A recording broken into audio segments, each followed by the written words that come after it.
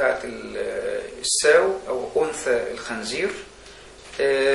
بلاقي عندي هنا الاوفري والفالوبيان تيوب، قناة فالوب او الاوفيداكت او بنسميها السالبنكس، وبعدين اليوترس. كل اللي قدامنا ده اليوترس بيشبه الانتستينال لوبس، عامل زي الجوجنم مثلا، بيشبه في شكله الجوجنم، وفي الحقيقه ده اليوترس. اللي على الجناب دول اليوتراين هورنس، كل دول اليوتراين هورنس، وده الميزومتريوم اللي هو بيعلق اليوترس، وده جزء من البرود ليجامنت. وبعدين في عندي البادي اوف ذا يوترس اللي هنا في النص ده، وبعدين يبتدي بعد كده السيرفكس. وصينا على الاوفري بلاقي ان هو بيبقى لوبيوليتد، عليه لوبيولز، كل ده شكل الاوفري. الناحيه الثانيه يمكن صغير شويه. الاوفيداكت برضو بالاجزاء اللي هي العاديه بتاعتها. طبعا هنا عندي دي الاوفريان بيرزا، والجزء اللي هي فيه الاوفيداكت اهي ده الانفانديبولم، وبلاقي فيه الفيمبريا زي ما احنا عارفين اللي هي بتمسك الاوفم اول ما بيحصل لها اوفيوليشن. كل ديت عباره عن الفيمبريا، الاهداب، كل ده ايه، وفي وسطها بيبقى فيه الابدومينال اوبننج.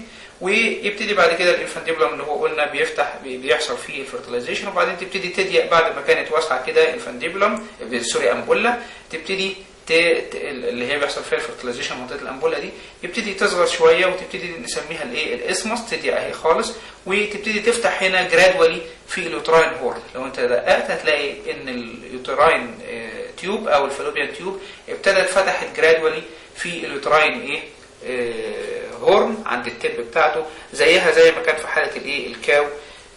وده طبعا فرق عنها وعن الحيوانات التانية زي الحصان او الفرس يعني، والكارنيفورز بيبقى ابرابتلي.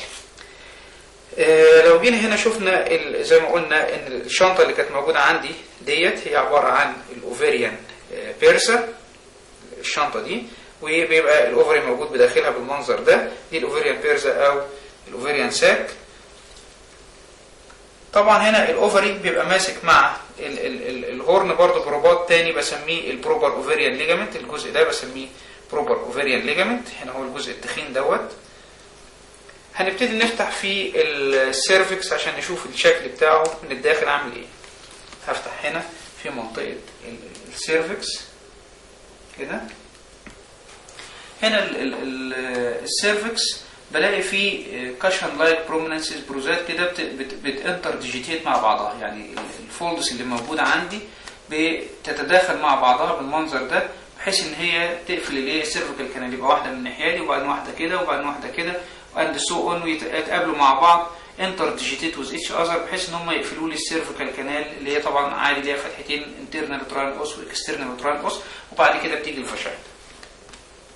فيميل جينيتال تراكت اوف ذا كامل. عندي هنا الاوفري اهوت، وفي الفالوبيان تيوب او السالبنكس، واليوترس